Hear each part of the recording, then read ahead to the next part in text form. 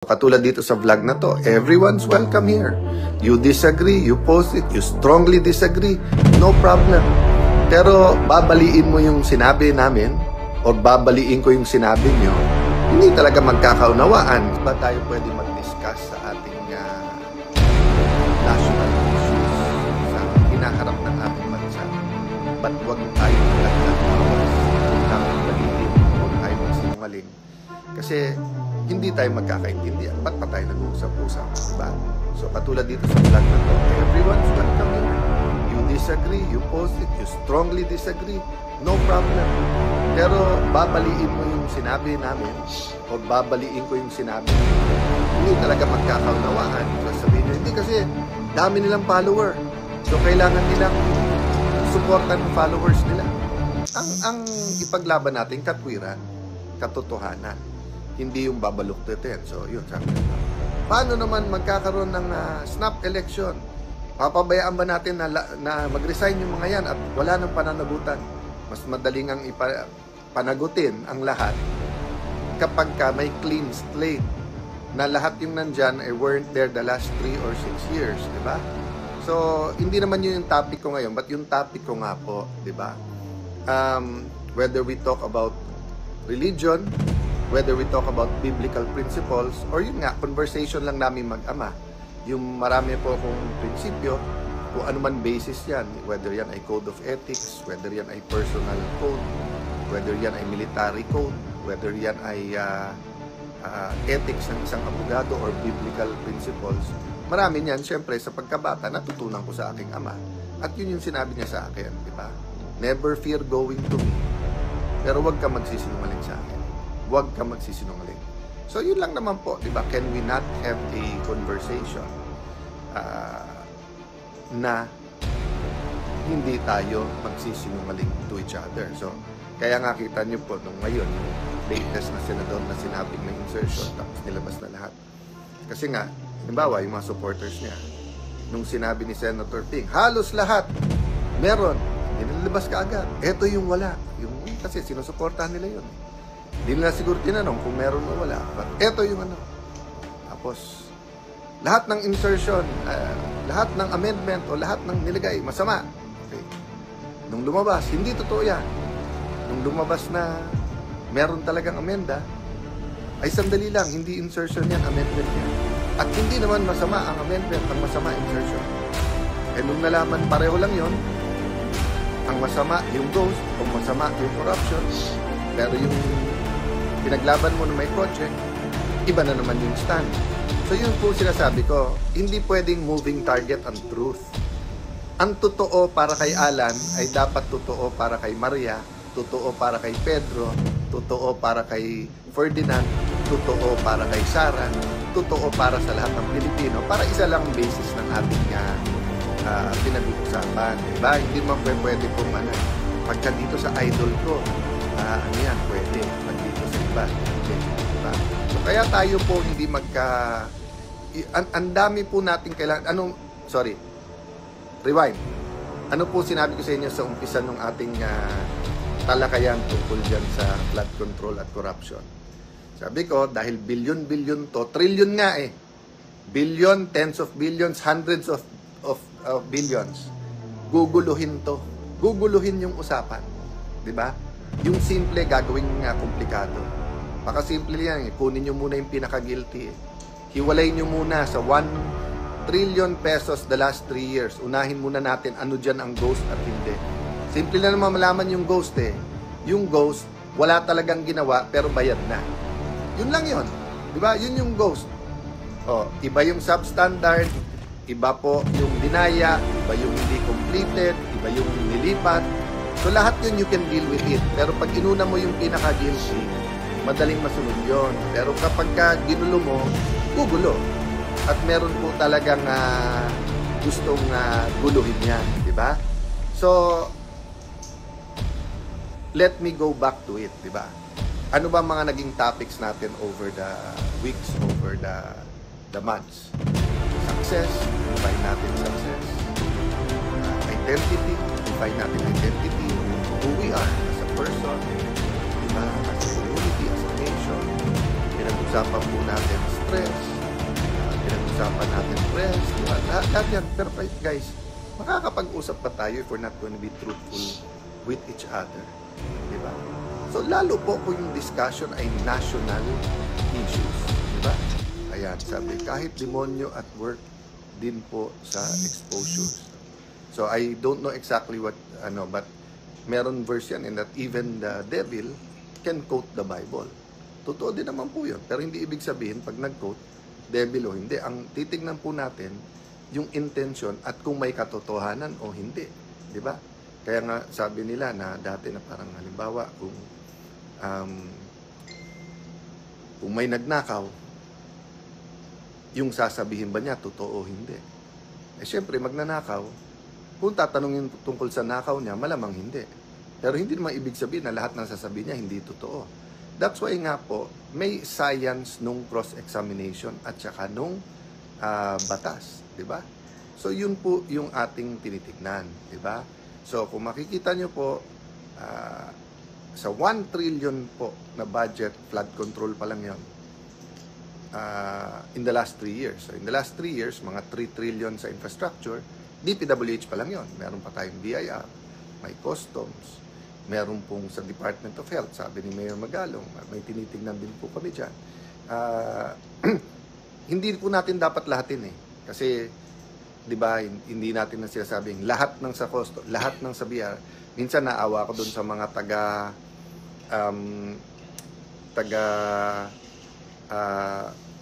yung sa airport, di ba, pagka nandun sa immigration, kasi pag may issue, minsan nalalahat. Nung nasa DFA ako, we work closely with them for many issues, national security, sa mga foreigners, yung human trafficking. So there's a lot of good people, di ba? Whether it's customs o ganyan. Kaya lang nga, pagka hindi na-expose ka agad, gumugulo. So that's what I'm saying. We have to have an honest and to goodness conversation with everyone. Those who joined us lang ngayon, yung tinatanong pa, may mangyayari ba bukas? Wala po kaming session bukas kasi po kami. So, October 10 pa ho. At October 10 ho, birthday ni Cheese. Yon. So, binibiro ko lang ho kanina yung sinasabi ko kasi ko ng asawa ko kung ano sinasabi ko. Sinasabi ko, hindi ako ang may birthday sa October 10. Pareho kaming October ang birthday. Ako po end of the month pa. Diba? Okay. So, Atelia Pelaez. Cathy De Villiers, how are you? Good evening. Shout out sa ating mga kabataan sa buong Taguig at buong Pilipinas. Archie Ang, good evening sa iyo. Yan. So, we're watching from Finland. Yan, si Winshoni Palomaria. Ganda daw dyan sa inyo. I think I've never been. Diba? Ang yaman ng Pilipinas pero di ramdam ng Pilipino. Nili Bates, thank you very much. Alam nyo po, may nagpre-pray sa amin, American pastor. Sabi nga niya, ang nakita niya isang bowl, pero butas-butas. At nakikita niya, ang nilalagay sa bowl or laman ng bowl, parang liquid gold or parang oil, ibig sabihin kayamanan. February niya po sinabi to ha. Pero sabi niya, butas-butas. At ang problema, ang bumutas, yung dapat nagbabantay. Yung dapat namamahala, nagmamanage dun sa bowl na yon. So sabi niya, dahil dun, may gagawin ang Diyos. Pero wag mangamba kasi kasama sa pag-uusig yung revival, 'di ba? February sinabi sa amin 'yon. So there's great opportunity dun sa gulong nangyayari sa atin. Opportunity for turning point, opportunity for repentance, opportunity not only for reform but renewal, yung sistema natin, yung kultura maayos. So good evening everyone. Kahit napakarami tayo ngayon, good morning na pala, no? So, prayers of blessings this week na parati tayong mag-submit na kung ano will ng Panginoon. Gusto ko lang din pong hingin dun sa mga kasama natin ngayon. Kung meron pong, parati yan po sa mga inner circles natin, there's someone hurting, di ba? Whether it's because of physical relation, whether it's because may sakit, whether it's because of job o financial, or may maling ginawa na gustong itama, di ba? So pag-pray po natin parati and let's always be a person willing to listen to the other. Siguro dudugtong ko yun, di ba? Sabi ko kanina, we can have a conversation pero kailangan honest. Kasunod sa honest, kailangan naman hindi iisa lang nagsasalita. Kailangan we listen to each other. sabi ni Nili Bates, ang yaman pala ng Pinas pero di ramdam ng Pilipino. I agree po, I agree.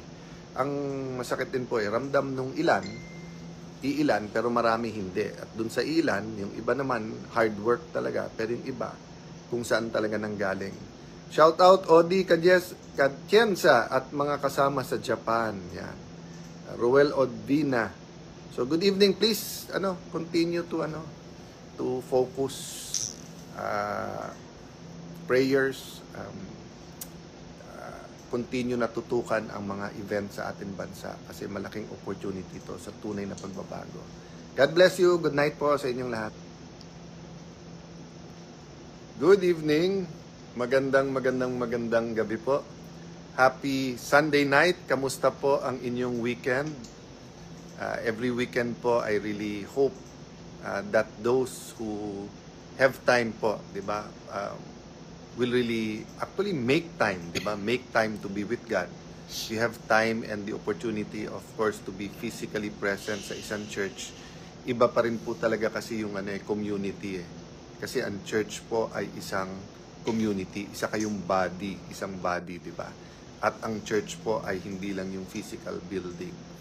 And then, of course, sa family, di ba? Kasi nga, part nung day of rest, yung galing po sa Old Testament yan, na after 6 days of work, yung day of rest yan is also day of teaching and be together with family members. At kasama doon yung pagpapasa ng oral tradition.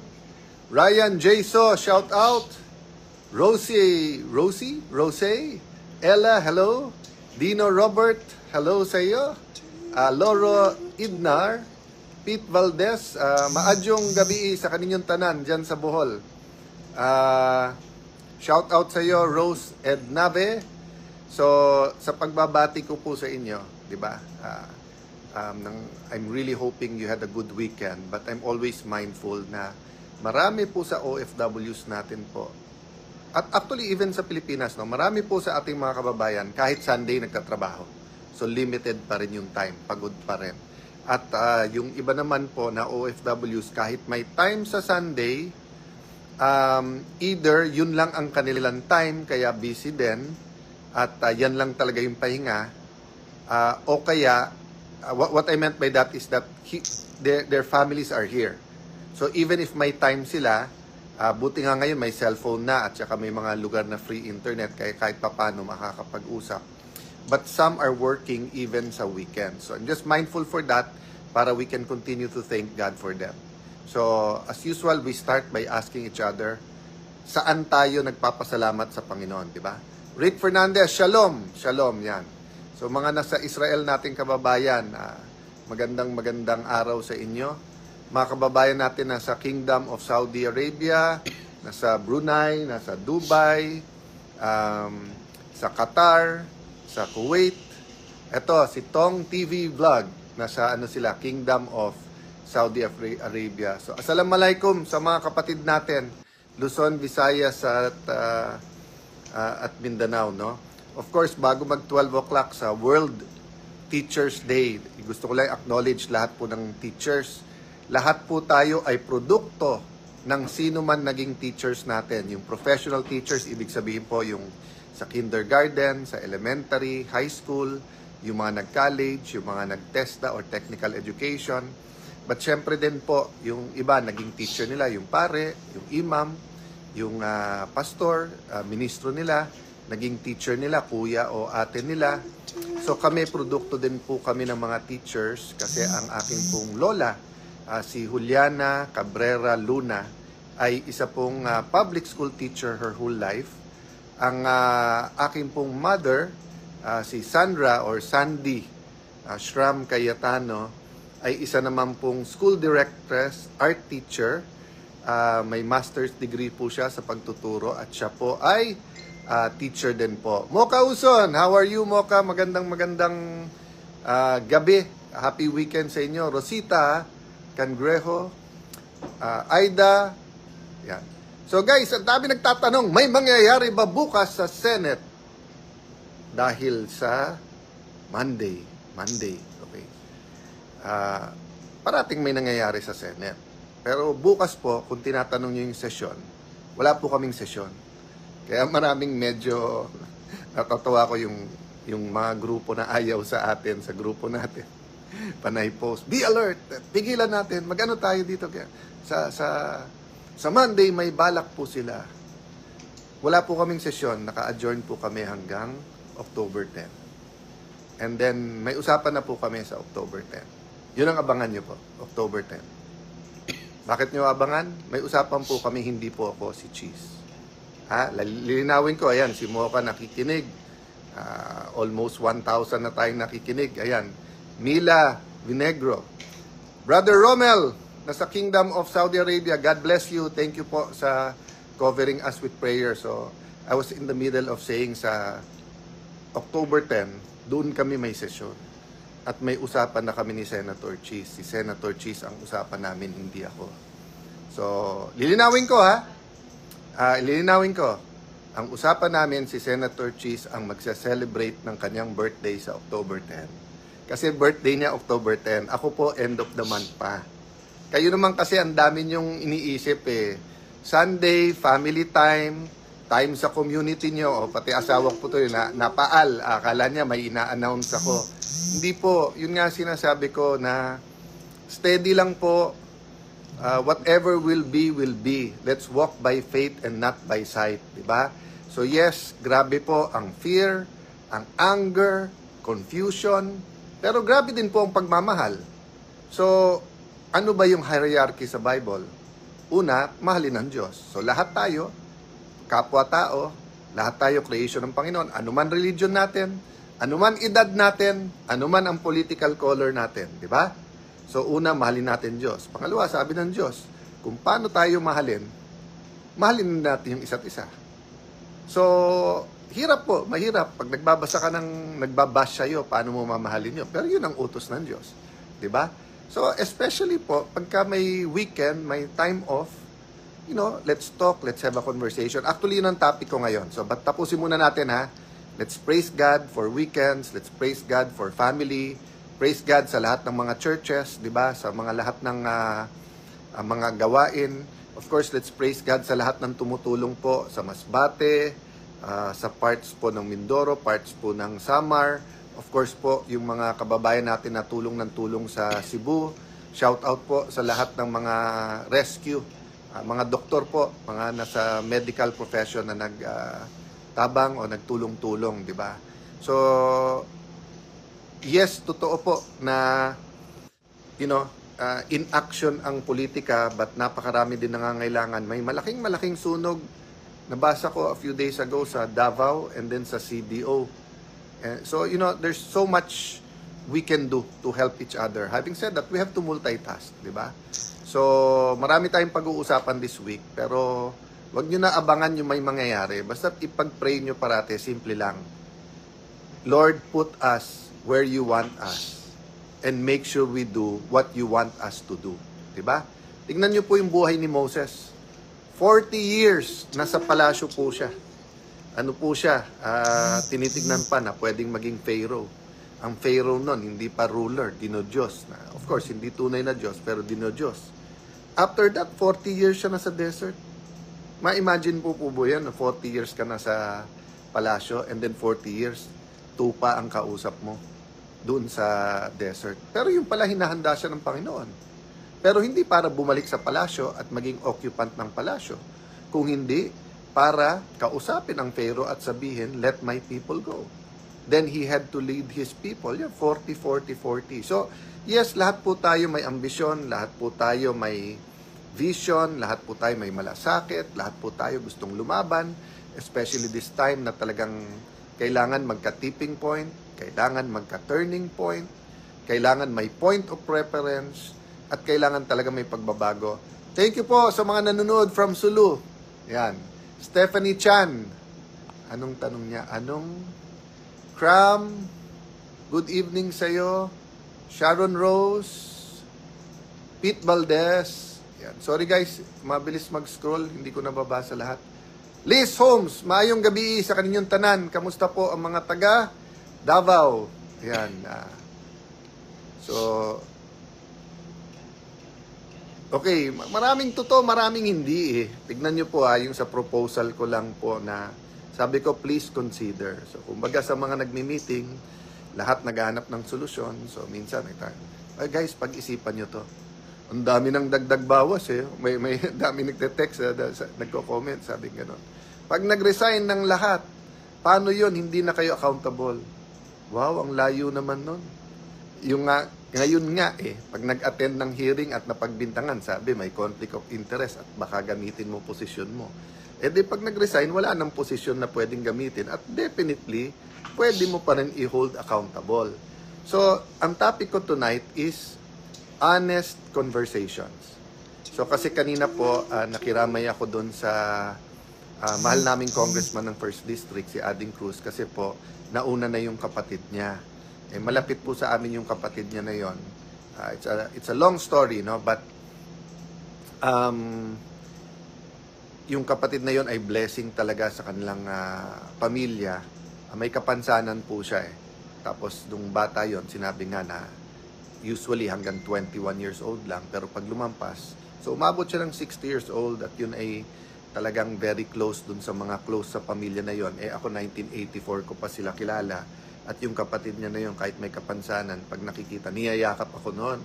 So kanina, humabol ako dun sa libing, dun sa same garden of memories, kung saan yung puntod ng aking ama. Tapos yung aking uncle, so dun sa nakakakilala sa akin na Peter or Alan Peter. Kaya po kami Peter dahil Pedro po lolo ko. Pedro Santiago Cayetano. So ang usapan ng tatay ko at mga kapatid niya, lahat ng firstborn na lalaki sa pamilya ay may Peter or Pedro. That's why may pinsan ako sa US, Peter James.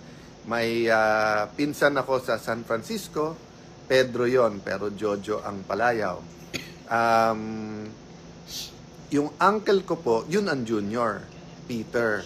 So nakita ko po yung post ng anak niya naman si Peter Alan, na happy birthday dad. Kaya pagdaan ko kanina, yon nga, nakita ko October 2. So naalala ko tuloy yung turo ng dad ko. So minsan kasi nung pinapagalitan niya ako, sabi niya, anak, kahit gaano kasama, kahit anong kasalanan, kahit anong problema, kausapin mo ko, pero never